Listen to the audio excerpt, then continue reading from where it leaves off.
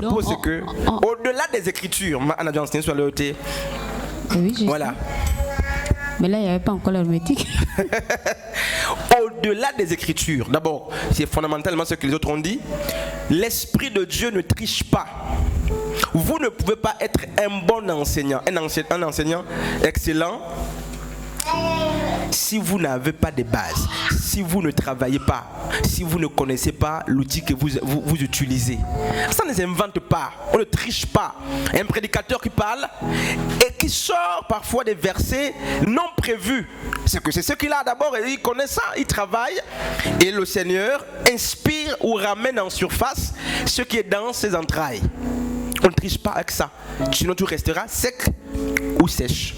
Tu vas crier, on ne va pas comprendre. Ou tu vas rester littéral. Parce qu'on a dit l'exégèse passe par quoi, Sœur Marie? Oui, avant d'arriver à l'application, passe par quoi? Oui.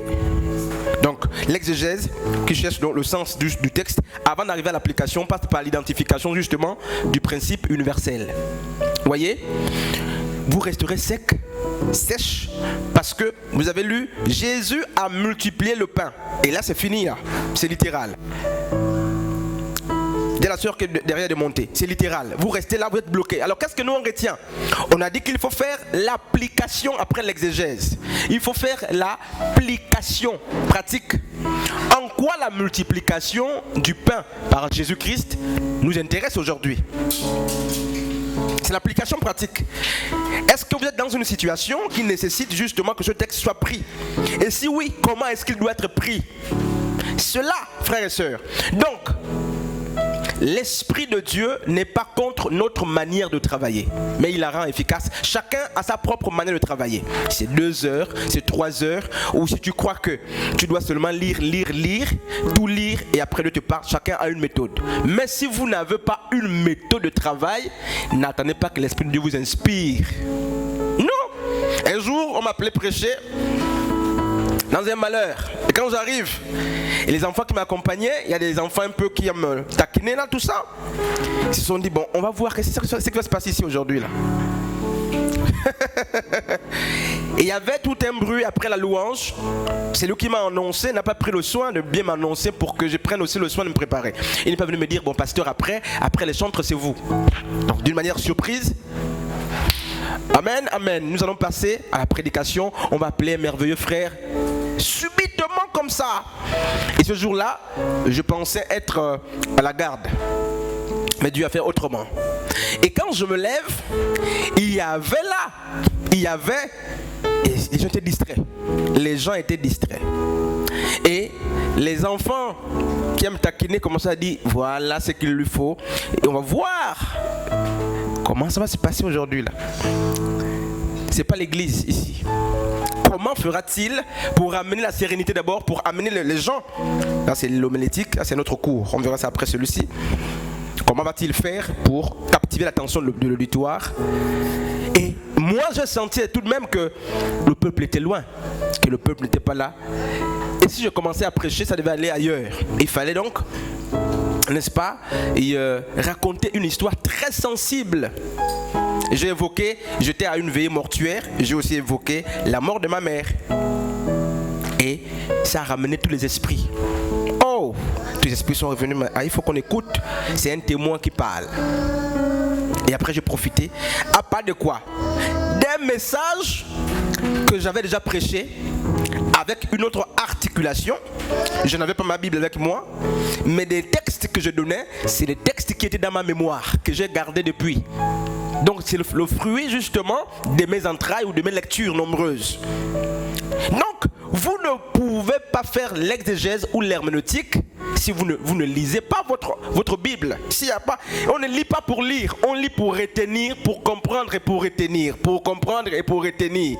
On doit étudier la Bible. C'est que chez les musulmans on étudie les sourates, n'est-ce pas? Chez nous, les chrétiens sont très passifs.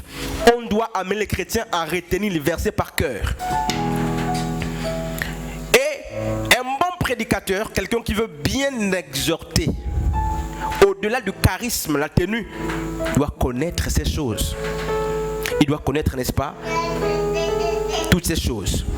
Et dans 1 Jean chapitre 2, à partir du verset 20, 26 à 27, la Bible nous dit, n'est-ce pas, que l'Esprit de Dieu nous aide à discerner, n'est-ce pas, l'erreur. Nous enseignons, et il nous enseigne et il nous guide dans la vérité révélée dans la parole de Dieu. Ça, c'est pas trop important, vous verrez ça justement dans le fascicule lorsque vous allez vous en procurer.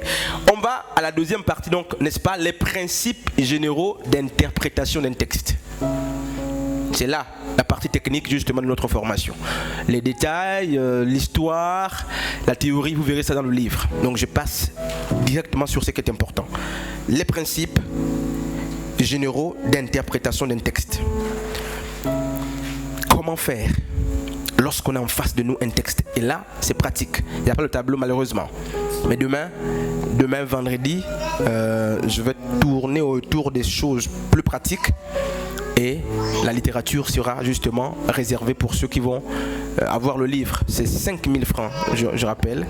Et c'est un livre de au moins 20 000 ou 40 000. C'est 5 000, c'est un prix forfaitaire. Avant de prêcher sur un texte, nous devons l'interpréter afin de mieux saisir le sens originel exact. C'est ce qu'on a dit.